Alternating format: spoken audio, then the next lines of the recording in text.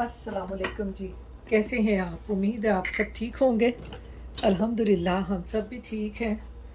तो यहाँ पर जी मैं बनाने लगी हूँ बीफ कढ़ाई। बीफ कढ़ाई बनाने के लिए इसमें डालेंगे ऑयल। ऑयल को करेंगे गरम।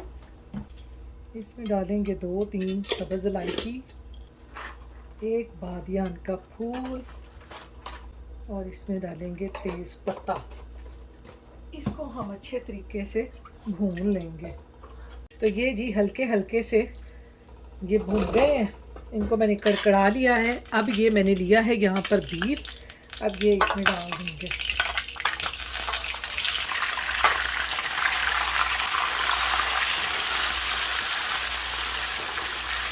बीफ को हमने अच्छे तरीके से भून लेना है। साथ ही इसमें लहसुन, अदरक, सब्ज़ मिर्चों का पेस्ट डाल दूँगी।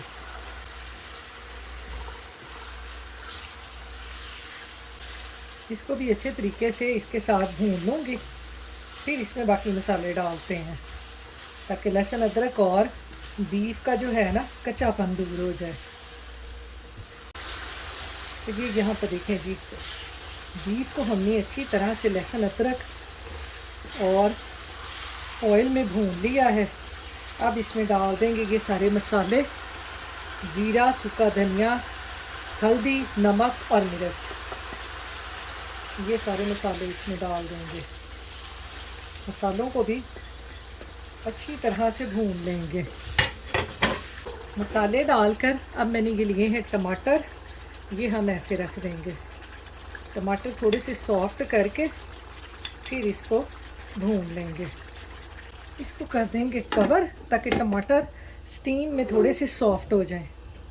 तो यहाँ पर जी साथ साथ सारे कैबिनेट की हो रही है सफाई, क्योंकि आज ना बिल्डिंग वालों ने करवाया था सारा स्प्रे। क्योंकि आपको पता है कि यहाँ पर ना बहुत पुरानी बिल्डिंगें हैं और लकड़ी के घर हैं और इन घरों में ना रोचीज़ बहुत जल्दी पैदा हो जाते हैं। तो इसलिए ना महीने में एक दफ़ा या 2 महीने बाद ना ये स्प्रे लाजमी यहाँ पे करवाना पड़ता है।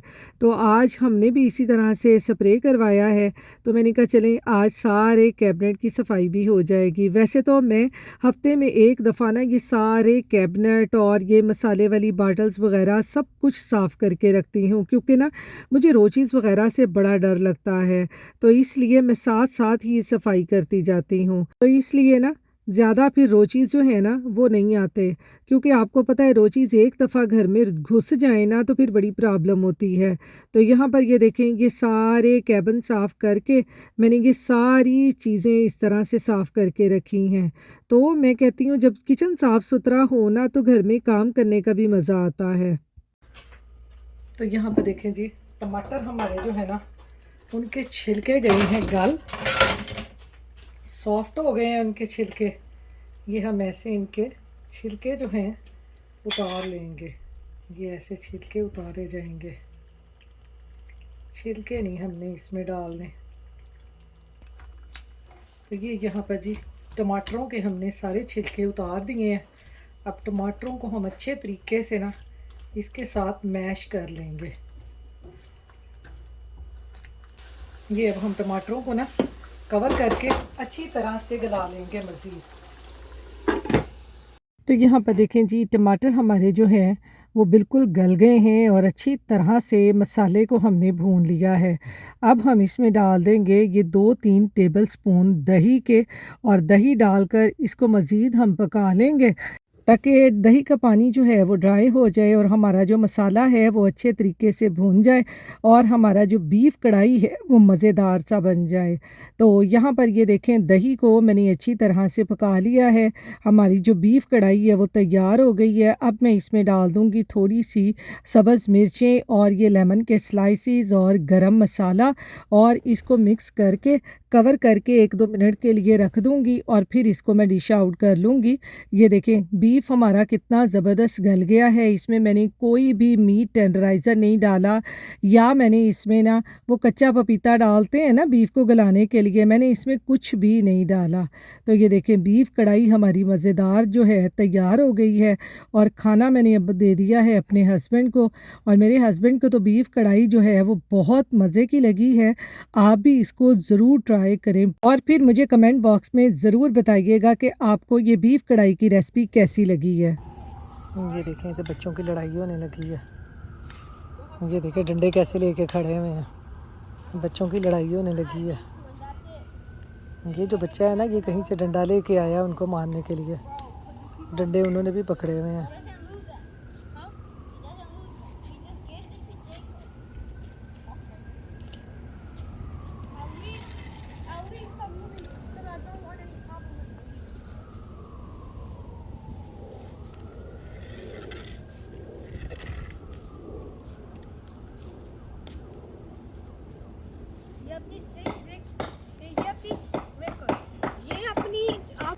ये अपनी स्टिक ब्रिंग करके आया, इसने हमारे साथ फाइट करनी है।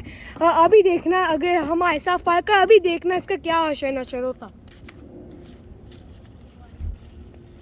ये देखें खेलते भी इकट्ठे हैं बच्चे और लड़ते भी इकट्ठे ही हैं। आज पता नहीं इनको क्या हुआ है कि आपस में ना ये लड़ने लग गए हैं। बस आपको पता है बच्चे तो बच्चे होते हैं, तो बस एकदम से लड़ने लग जाते हैं, खेलने लग जाते हैं और एकदम से इनकी दोस्ती हो जाती है। बैठ गया आप। चलें जी, अल्लाह का शुक्र है कि लड़ाई तो नहीं हुई, सारे बैठ गए आराम सुकून से।